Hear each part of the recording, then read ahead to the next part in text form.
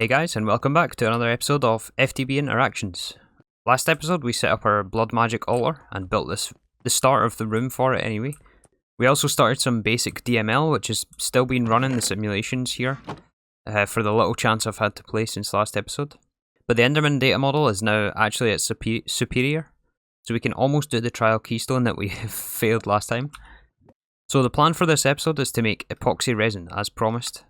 And we have two different options for epoxy. Either way, we have to make epichlorohydrin, but we can either go BPA and sodium hydroxide dust, or we can do naphtha nitrogen dioxide. I was having a look at both of these. I think we're just going to do the naphtha route. I used this recipe in Omnifactory, so I think we're going to do the other route and do the naphtha. And the whole reason we're doing epoxy is to get epoxy resin sheets, these ones.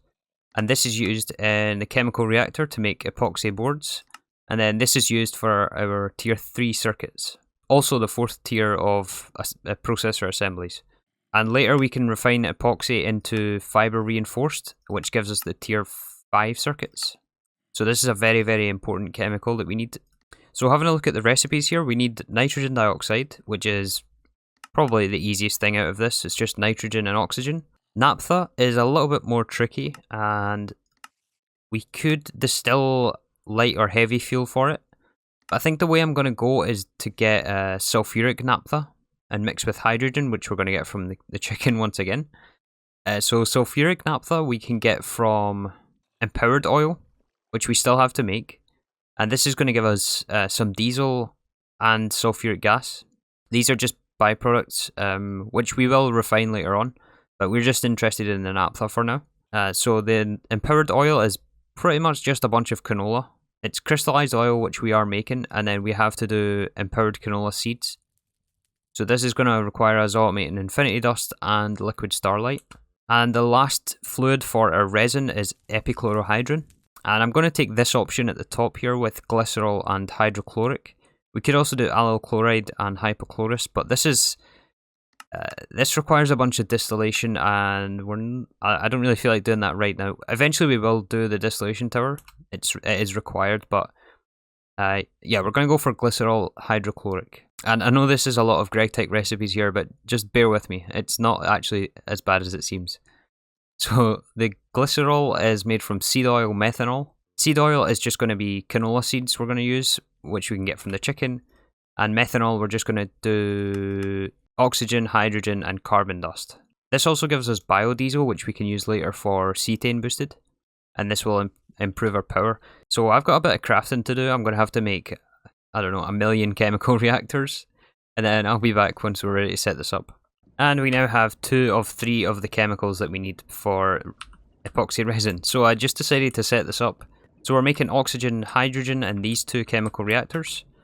Then they're being mixed here with the carbon dust, and the carbon dust, by the way, is coming from here, which we're getting from centrifuging our mineral, which we're using to make crystallized canola seeds. Right here we're making the biodiesel and glycerol using the seed oil and methanol. The seed oil and methanol is coming from this side, which is using the fluid transposer to give us the liquid canola seeds, and that's coming from the canola chicken, being stored in this drum here. Via the auto output on the thermal machines, and then I have fluid conduits going into this chemical reactor. These are then output on the top on the blue channel into these 2 drums. The biodiesel we are just producing right now, we're not actually using that, but we will get to that. And the glycerol goes in this one, where it's then pulled in via pump, a GregTech pump, into this chemical reactor, which is being supplied hydrochloric acid from that chemical reactor over there. And this one is being supplied our chlorine and hydrogen from these 2 drums, which we're getting from electrolyzing salt water. And actually, I still have this disabled. Yeah. So there's a bit of spaghetti wire in here, but yeah, like I mentioned before, this is all going to be rebuilt anyway, so don't worry about the spaghetti. We just need it up and running until we can get to a point where we can clean it up. And then the output gets sent on this channel here, via ender fluid conduit once again, and this gives us our epichlorohydrin. This also makes a water byproduct, which we're throwing out in the trash can over here on blue channel, and the epichlorohydrin gets stored here. And the second fluid being made is nitrogen dioxide, so that's just these 3 on the end here. So we have another 2 gassy chickens making nitrogen and oxygen. And they are auto output into the third one, which is using configuration 1 to make our nitrogen dioxide. And that's just going to this steel drum, which we're then going to use to combine with the naphtha. So this is the last step we need. I haven't set this up yet.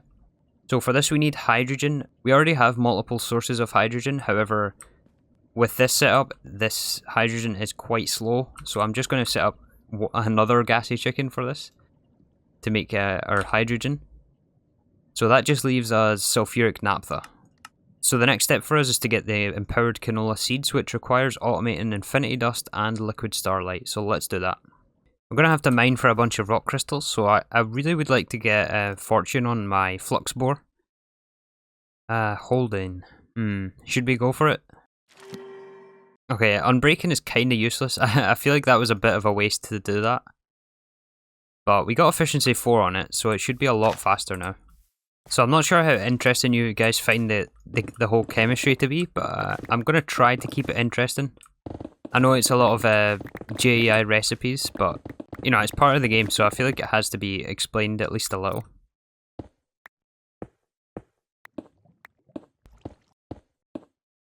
So to make the Starlight, we're obviously going to need some light wells. As far as I know, there's no easier way to craft on this, is there? Like, we can have automated users for the resonating wand, but in terms of starting the craft, I don't know if there's an easier way to craft with Astral, is there? There's the time in the bottle, I guess. But right now I only have enough for 3, as we need a runed marble.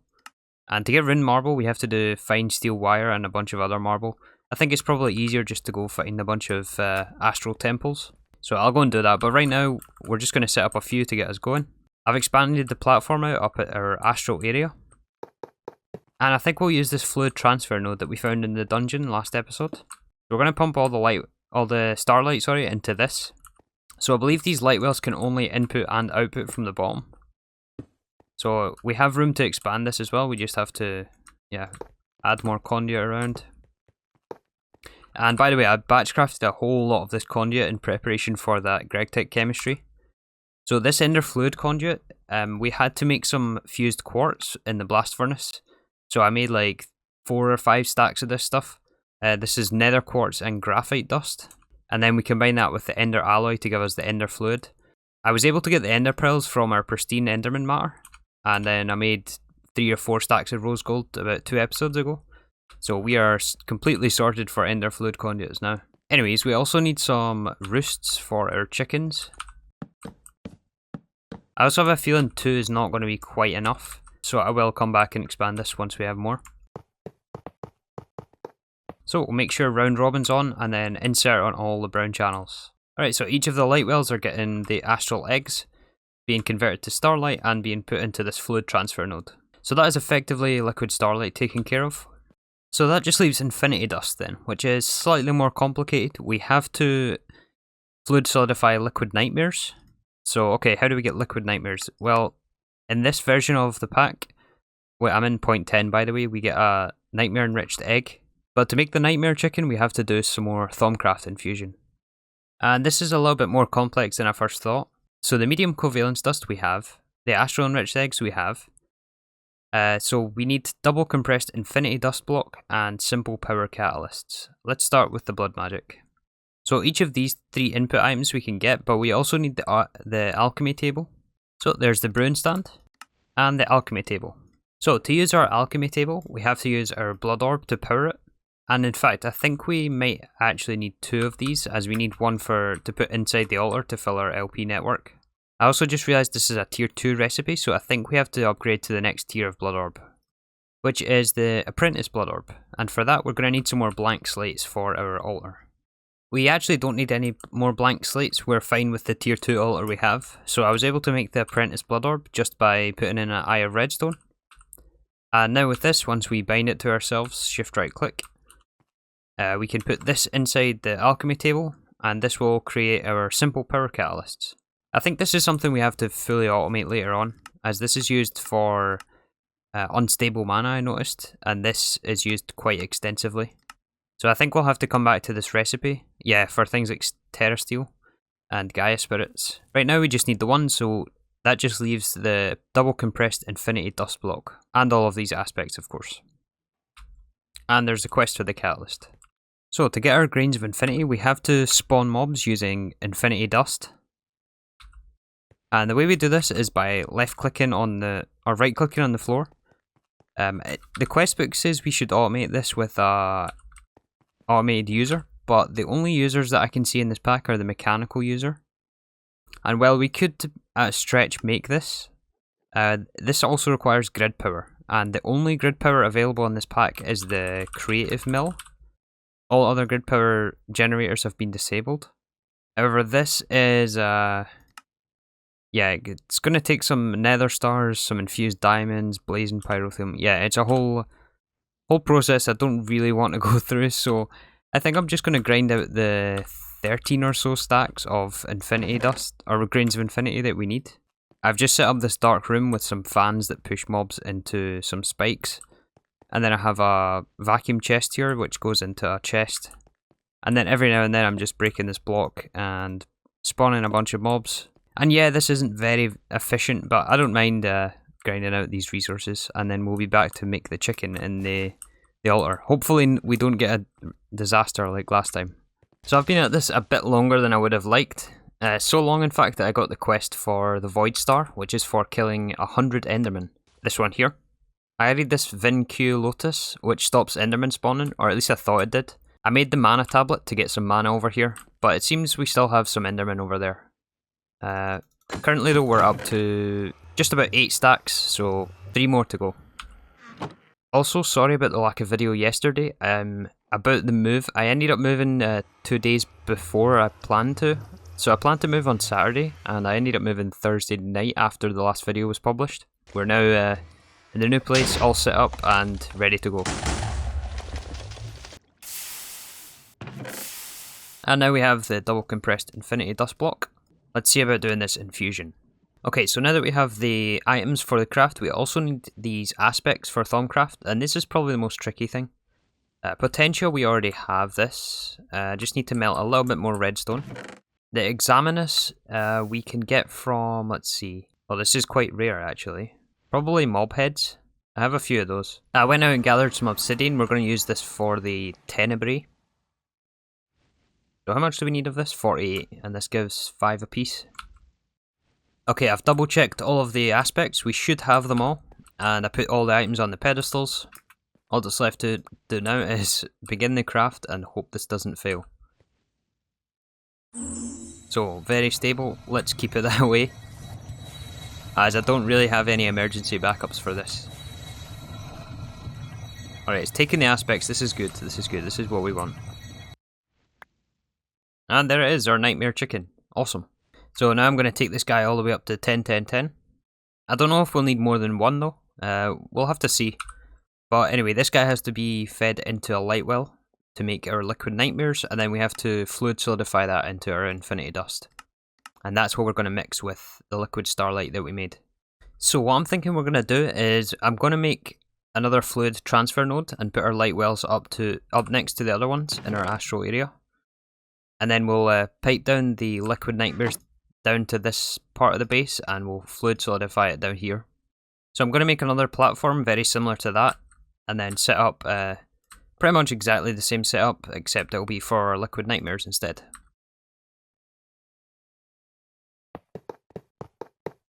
Alright, so I got this set up. It's exactly the same as that one over there. I have the 2 light wells here. I found an astral temple, which is how I got some more marble for this craft. So I think I might just add it to the Starlight one instead. And we'll have 4 doing Starlight, since we need Starlight for a couple of different sources. So next we have to mix all of those ingredients with crystallized canola seeds, which we are actually already making here. And I think this setup will actually be sufficient, as we do produce quite a bit from this. And I don't think I'm going to make a separate version, so I think I might just steal it off this one. And we'll run a cable underneath to pipe into another machine over there. Although I just realised this is a HV recipe, so we're going to need to make our first HV machine, and that will be the chemical reactor. So let's just do that. And there we go. I think that's our first HV machine and also a quest. So the plan right now, obviously this is going to be running off MV power at the moment. I think it should be fine though with the 4x mana steel cable. It's just that we cannot keep 100% uptime, which is something we'll address very soon. So we're going to put this here, I think. We'll have one drum here for the liquid Starlight. One here for liquid Nightmares. And then I have this LV fluid solidifier that I don't know where this came from, to be honest. But I was thinking about just using this, and we'll just step down with a transformer into the basic fluid solidifier. Actually, hold on, these machines have to be swapped, don't they? The fluid solidifier, transform down. Then we'll need to put in our GPS markers for the Starlight, and also the liquid Nightmares. So now as you can see, we've got the Starlight in this drum, the liquid Nightmares in this drum. We're going to need 2 pumps to pull these liquids in. I suppose we could use fluid conduit though. Nah, let's make some pumps. And we're going to place these on the side of both of these machines. Set them to insert or import. Oh, this does look quite slow. But I think we get 9 at a time, don't we? Yeah, we do. It should be okay. So now we'll auto output these infinity dusts. And that just leaves the canola seeds for this chemical reactor, which I'm going to run underneath. Oh, yeah, that could be a problem. This is going to jam with infinity dust if we have the auto output on this. So we'll have to have a robot arm, I think, for this with a limited item filter. But we just have to connect these two and set this to insert brown. Yeah, so this is getting canola now. And yeah, you can see the power is not keeping up at all. Alright, let me get those filters first. So if you're not sure how the robot arm works, you can place the robot arm similar to the pumps on the side of a machine. And then when you right click with the screwdriver, you get a option here to supply exact or keep exact. I think we want keep exact in this situation. And we're just going to keep exact 64. So it's never going to put any more than 64 items in here, which means that it won't jam the second slot from this. And make sure to turn the auto output off. And then for this one, we're going to use a Ender IO filter, a limited item filter that is. We're going to filter this for canola seeds and set the limit on this for 64, like that. So now when we take either one of these two out, it's not going to fill both slots with the one item and jam the machine. So now that we have this, we need a mixer to mix our crystallized oil with empowered canola seeds. So I got the mixer, and what I ended up doing was stealing from our existing crystallized oil supply. So over this side we're making our crystallized oil in this mixer. And I've made another fluid transfer node, which is being round robin between these two distilleries. But this gets us our crystallized canola out of this drum. And that's being linked to this mixer, which is giving us our empowered oil. So now we have to make a distillation tower for this. And I noticed there was a quest for it. So let's pick up some of these quests. So we need an empowered oil cell. There's one of those, and the quest. No rewards though. We can get crystal or empowered canola seed quest. We can do that. There we go. And the distillation tower quest. What do we need for this? Oh, we need the vacuum freezer for this. Huh. I wonder why it wants us to make a vacuum freezer. Okay, well, since we need to make more than one distillation tower anyway, I'm just going to invest the stainless steel. It's just stainless steel plates and the assembler with the frames, which is I think is plates and rods. And then we also need the controller block itself. We won't get the quest rewards, but we'll pick them up later on. So this is just, it's 4 circuits, 2 pumps and some large pipe. Alright, there's our clean steel casings and the controller block. So we also need outputs for this, or output tanks. I was going to use drums like I've used everywhere else, but I am more or less completely out of steel. So I'm going to enchant a bunch of these. Hopefully we can get holding on them. That's 2 out of 3. 3 out of 3. Alright, 3 with holding. That'll do.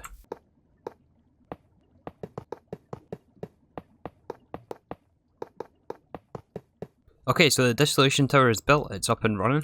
I'm just running this at MV tier, by the way. Right now we have a MV energy input hatch right here on the side. Input is always on the bottom. And then we're outputting to the side on these 3 locked portable tanks. So we have sulfuric naphtha, diesel and sulfuric gas. The input for the distillation tower is coming from the output of this mixer, and this is turning out to be quite spaghetti. The more and more I place things.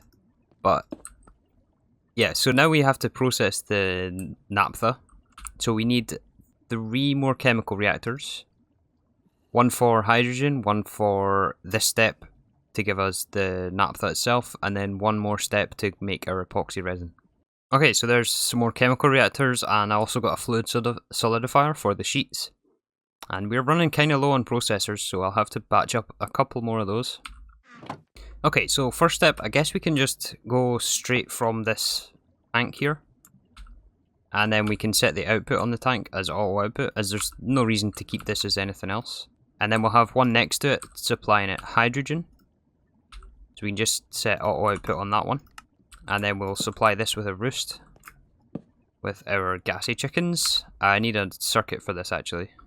And actually, we're going to want to electrolyze the sulfuric, or what is it called, the hydrogen sulfide that we get from this. And this is going to give us more hydrogen and sulfur. So I've made a electrolyzer for that.